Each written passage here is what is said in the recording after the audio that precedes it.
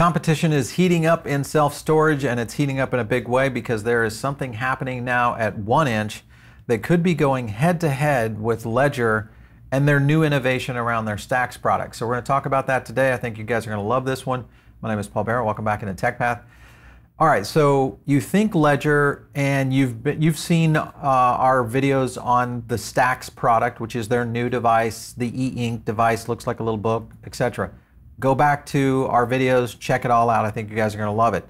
But thinking about that, and then you pop over here to Twitter, and let's take a look at what 1inch is doing. 1inch now is introducing their own device that really starts to go head to head. Look at this device right here.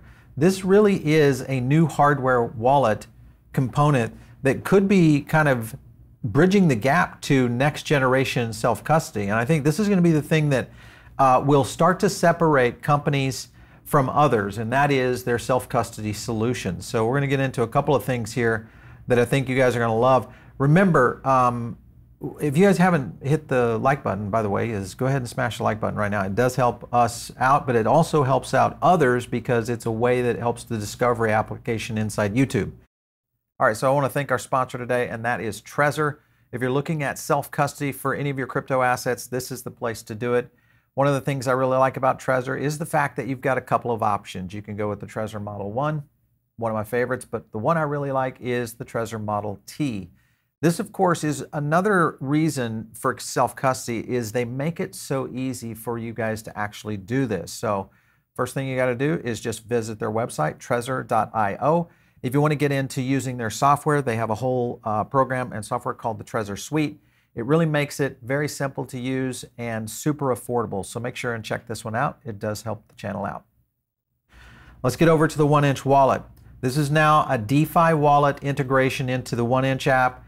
And to me, this is a potential for what could be the future of self-custody. Love to get your feedback on whether or not you think this is a solution for the DEX scenario that plays into this, or do you think the model that Ledger has started to create around kind of an adapt store ecosystem with device, Ledger Live, do you like that model, or do you like the idea of maybe going this 1inch route? Would love to get your feedback down below because I think it's interesting. Here was the story: 1inch launching their proprietary hardware wallet as a self-custody trend is growing. We've been talking about a lot of this here recently.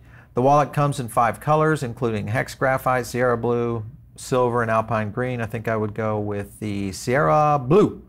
Maybe not Sierra Blue. Yeah, it's pretty close to TechPath colors. Limited editions now, pink and gold also. So kind of a cool feature because that creates a little bit more of a tech feel around it and almost like iPod-ish. So I like that. They're not the only crypto firm promoting its hardware wallet in an attempt to benefit from the popularity of what Apple has been able to do. Again, all of this may be for naught if Apple comes out with a solution in any way, in any form, that gets into crypto custody, because of course the iPhone and or a device that would be similar to that would be pretty intriguing. But again, Apple is only going to do that in mass market situations. Crypto, unfortunately, is not in mass market mode yet, but it could be in the next 5 years. So watch out for Apple. We may see something, especially around NFTs.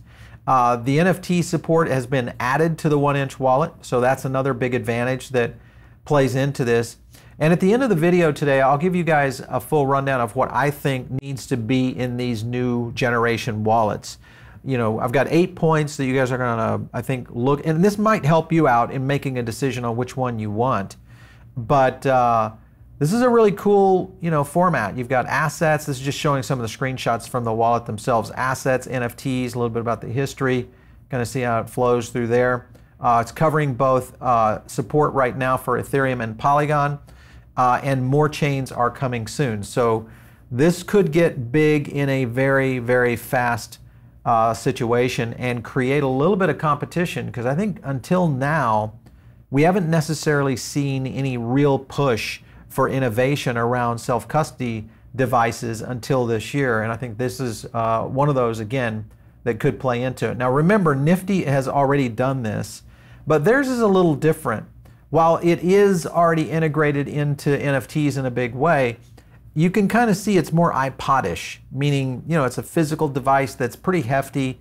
quite a bit more so than what it looks to be versus the Stax. I can't wait to see the Stax device. Maybe we'll do a side-by-side comparison when we get our Stax in, which is set for May. I think we'll probably want to take a look at the 1-inch wallet as well, because I think that is in itself going to be creating, as I said, some very interesting applications in a very short period of time, especially around integration more and more.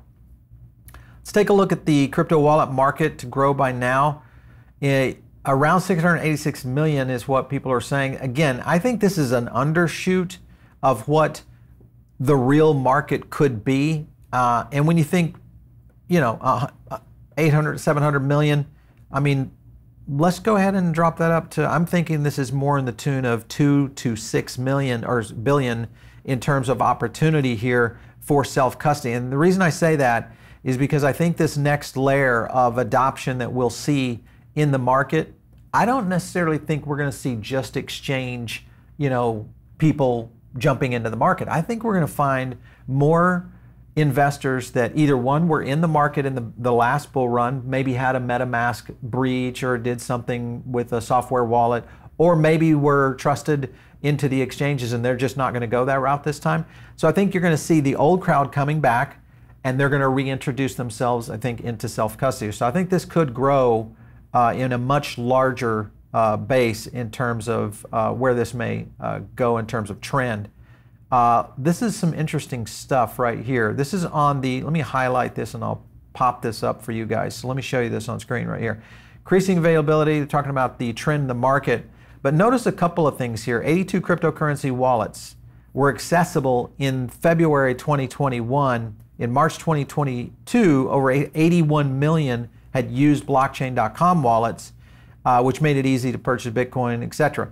This is going to be big. And I think that's why Ledger has started to move in this direction, why you see 1inch putting the amount of money behind this to develop this, pretty big. So good stuff for the industry right now. Here's cryptocurrency, the global cryptocurrency wallet market size. This is a forecast between 21 and 27. And you kind of see some of this. Let me kill that X off right there. 167 in 2020, right there is 1.2 billion by 2027 in terms of the major driving factors. And I think, again, this goes back into the driving factors of what centralized exchanges have done to us in this market. If you're watching this in the future and maybe you've joined crypto for the first time and you're just learning about, self-custody, go back and look at history here. And history is the debacle that is Celsius, the debacle that is FTX, the problems at Voyager, the problems now at Gemini, the potential of what we could see in things like crypto.com and even others. By the time you catch this a few years from now and you're joining the crypto crowd for the first time, these are going to be some of the things that I think are the contributing factor to what we're going to see in terms of hardware wallets. So big news for it right here. Get this. This is the market in the US. And this is by 2020 to 2030 in terms of potential growth on cold wallets in the darker and hot wallets in the light blue. If you're listening to this in the podcast, you need to jump over to the YouTube channel right now and catch these videos, and because they go into a lot of the breakdowns here. But you'll notice on the run up here, here's 2020, 1.4 billion, 1.7 in 22, and so on. Look at the number on this all the way into 2030.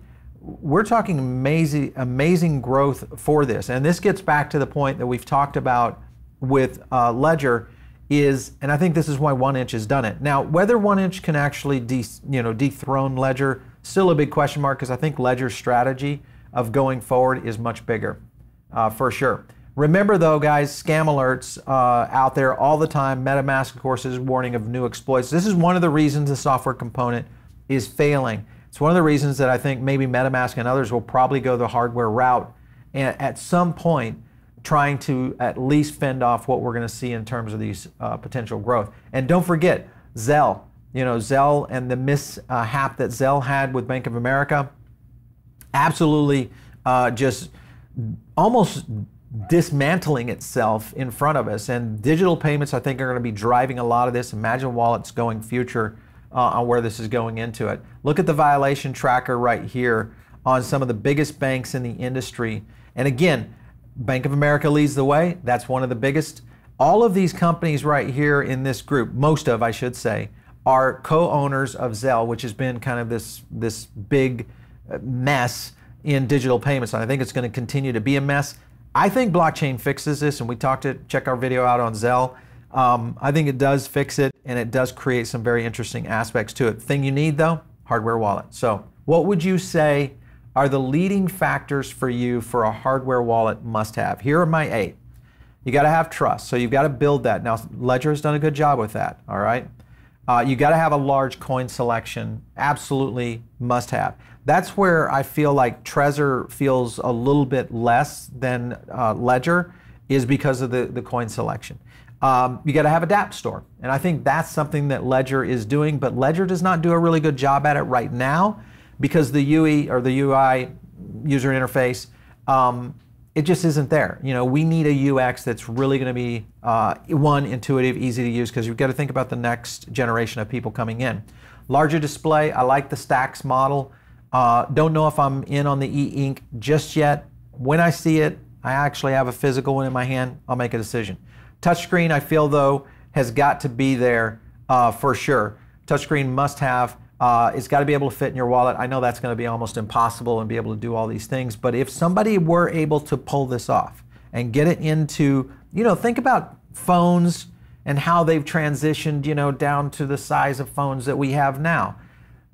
They all weren't that size, you know, they used to be much larger, bag phones, all that. I mean, the technology could transcend into that kind of scenario.